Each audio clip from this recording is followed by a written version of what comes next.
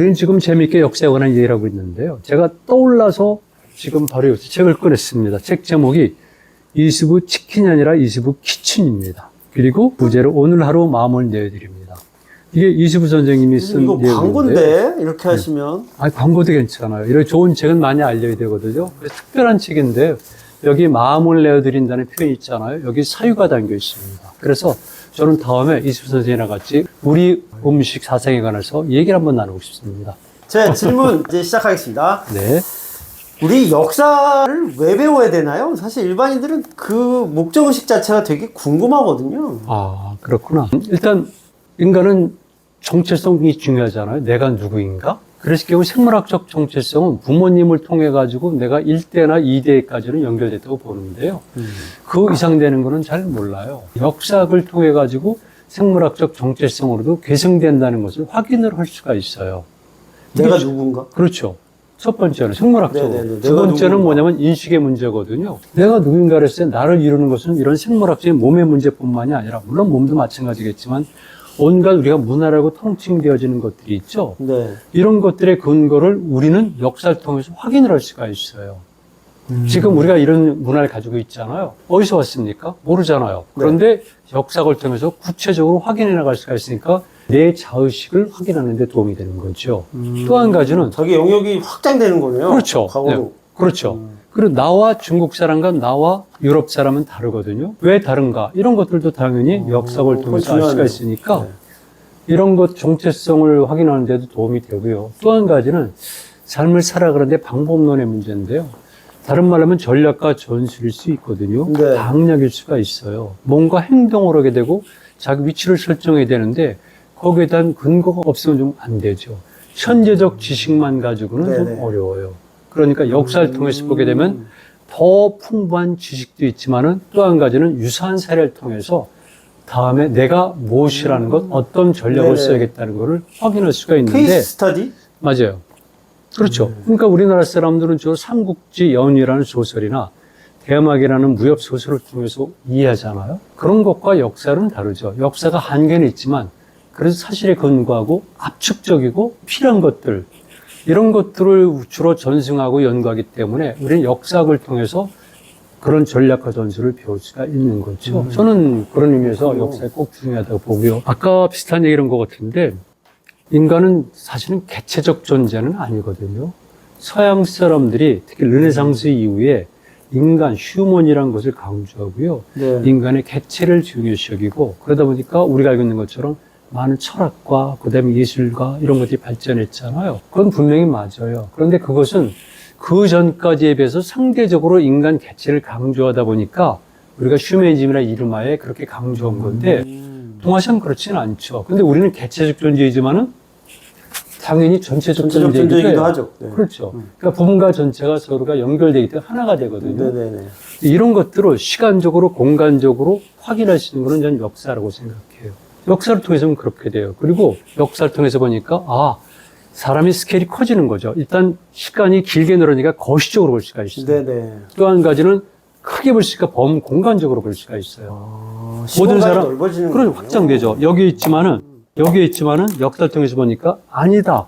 그래서 우리가 보통 나비 날갯짓을 얘기하잖아요. 네. 그와 똑같이 우리가 여기서 어떤 사건이 일어났는데 역사를 모르게 되면 이건 나의 문제, 가정의 문제, 요 조그만 사회 문제로 알고 있지만 역사를 통해서 보니까 이 문제는 우리가 말하는 한민족 전체, 한반도 전체, 아니 만주를 포함한 한육도 전체, 동아시아 전체, 나가서 유럽까지 연결되는 거죠. 이게 실제로 그렇습니다. 왜냐하면 인체도 마찬가지인데 손끝과 뇌와 이 모든 것이 연결되어 있듯이 당연한 거죠. 이런 것들을 역사를 통해서 훈련을 받다 보면 인간은 자연스럽게 흔히 말해서 스케일이 커졌다.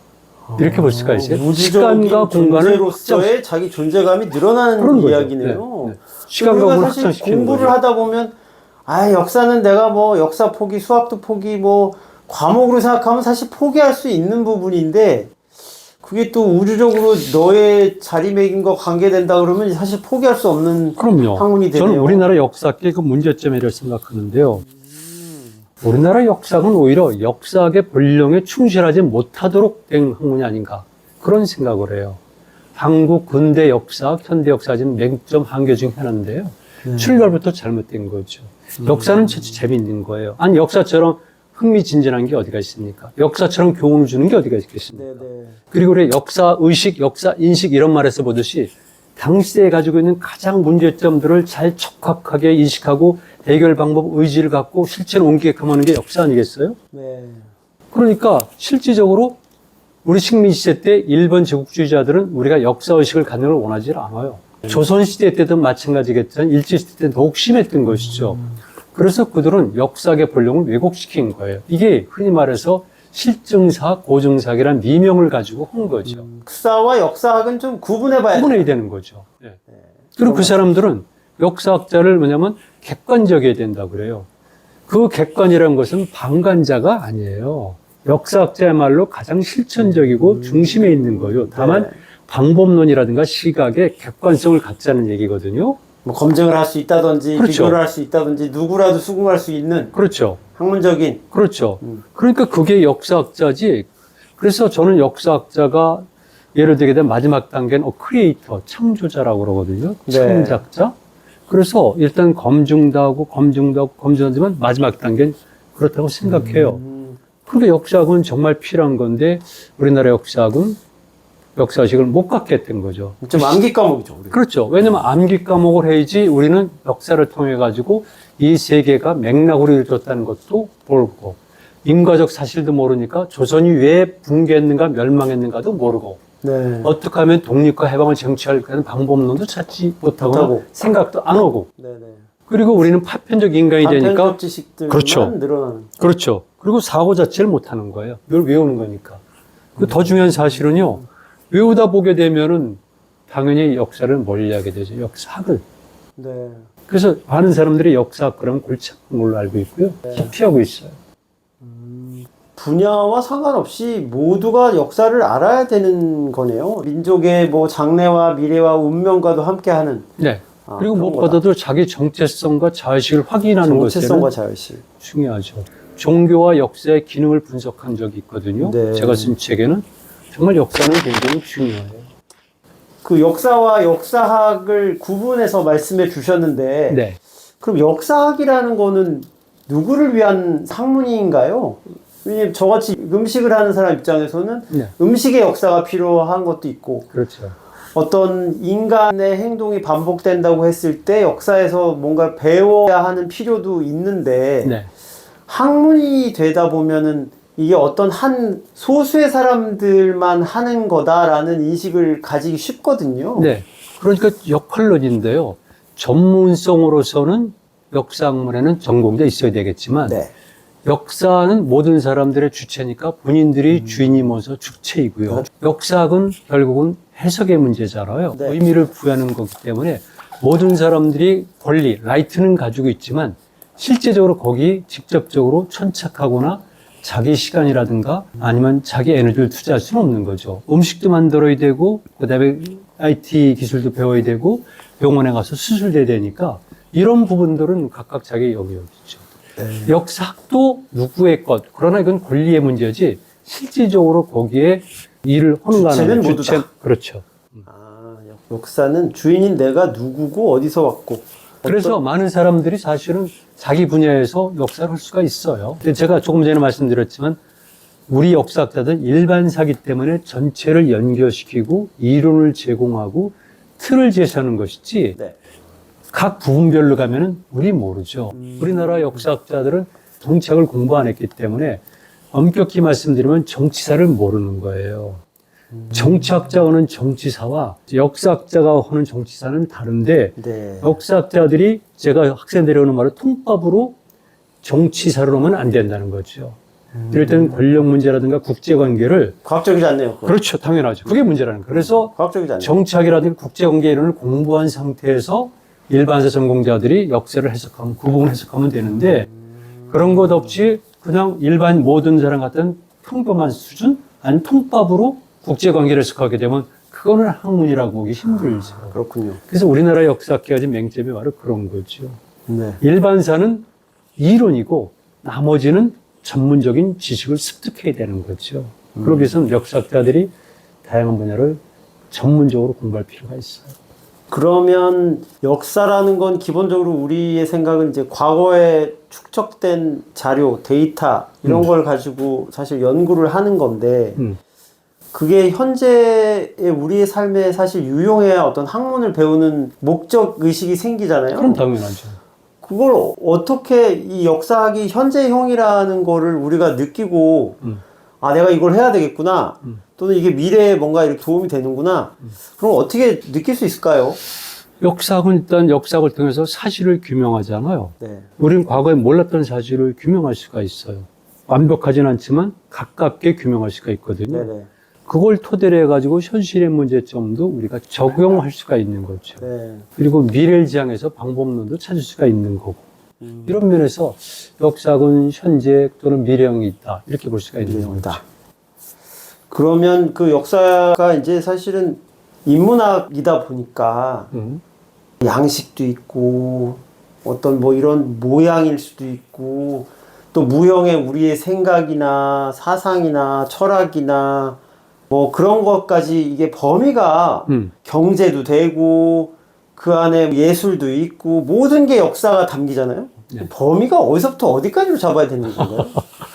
어려운 질문인데 제가 역사학자로 설 수 있는 것은 우리가 하는 것은 일반사인데 네. 모든 것이 역사 연구의 대상은 된다고 봐요. 모든 것이 역사 연구의 네, 대상이 역사 된다. 연구의 대상이 되는데 범위는 끝이 없다. 그렇죠. 범위는 끝이 없는데 특정한 사실을 연구할 때 그 나머지 모든 분야의 지식과 경험을 끌어와서 해석한다면은 훨씬 더 진실에 가깝게 될 수가 있죠. 예를 들면은 여기 이렇게 컵이 하나 있을 경우에 네. 일반 사학자가 보는 것은 단순한 형태를 볼 수가 있는데 이를테면은 이스프 선생님 같은 경우는 셰프잖아요. 그러니까 당연히 음식과 연관됐을 경우에 여기에 어떤 음식을 담으면 좋을까? 네. 음식 그릇이 다른 거니까. 그 다음에 이를테면 예술하는 사람의 입장에서 볼 때는 여기다 미학적 가치를 둘 것이고 그러겠죠. 또 한 가지 이것이 만약 막사발이라고 생각할 경우에는 이거는 미학적 가치 중요하기 때문에 의미를 중요시 여기잖아요. 네. 이렇게 모든 것들이 각각 다르게 작동할 수가 있는 거지. 네. 모든 것이 역사의 범위다. 모든 것이 역사 연구의 범주인데 단지 분야별로 다른 것이고 우리는 이런 전체를 엮어주는 이론, 틀을 찾아내는 것이죠. 네. 우리가 보통 시험을 통해서 이제 역사를 배우다 보니까 네. 역사라고 하는 거를 그렇게 외워야 된다거나 일방적인 지식을 이 네. 주관적으로 자기 의견을 서술하는 형태가 아니고 객관식 시험을 보고 뭐 이러다 보면 네. 내가 이렇게 뭔가 정해진 답을 내가 잘 알아서 그냥 이렇게 찍어야 되거나 뭔가 표시를 해줘야 된다는 느낌을 사실 좀 받거든요. 네.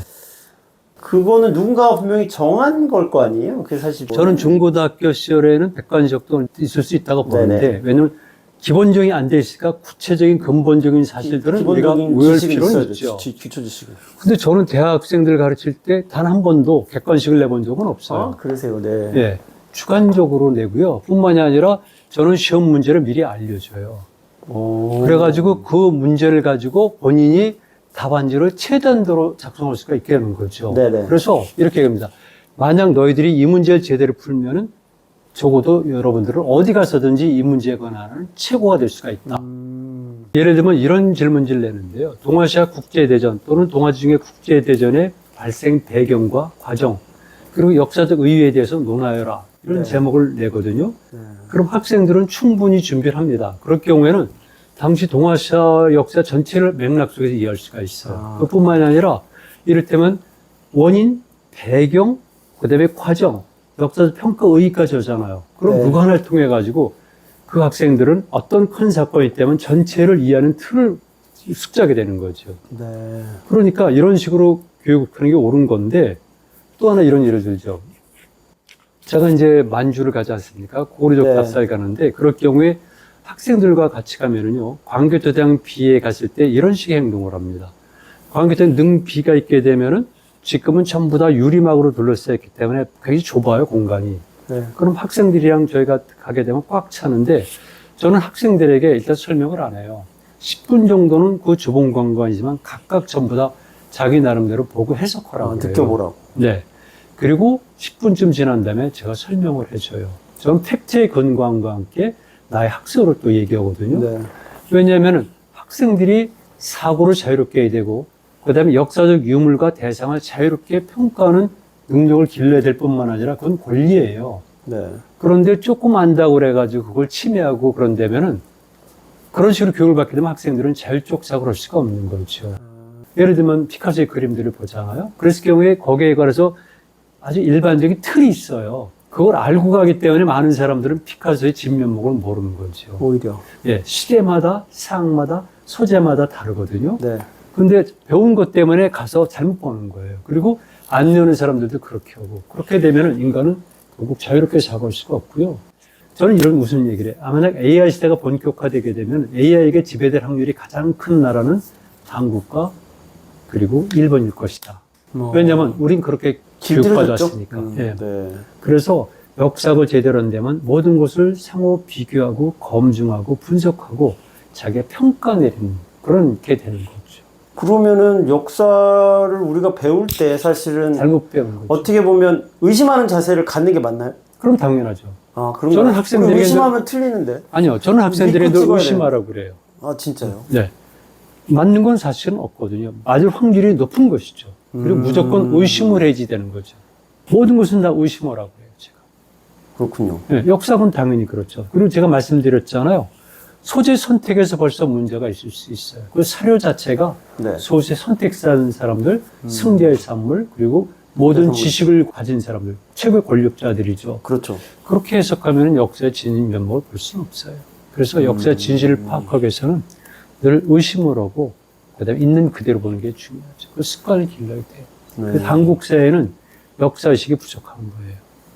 그래서 한국 사회는 좋게 말하면 신기가 있고요. 나쁘게 말하면 광기가 가득 차. 아, 신기와 광기. 네. 좋게 말하면 신기. 그게 지나치게는 광기가 되거든요. 네네. 신기는 때때로 필요하지만 기본적으로는 사람은 논리적이어야 되고요. 분석적이어야 돼요. 그렇죠. 예.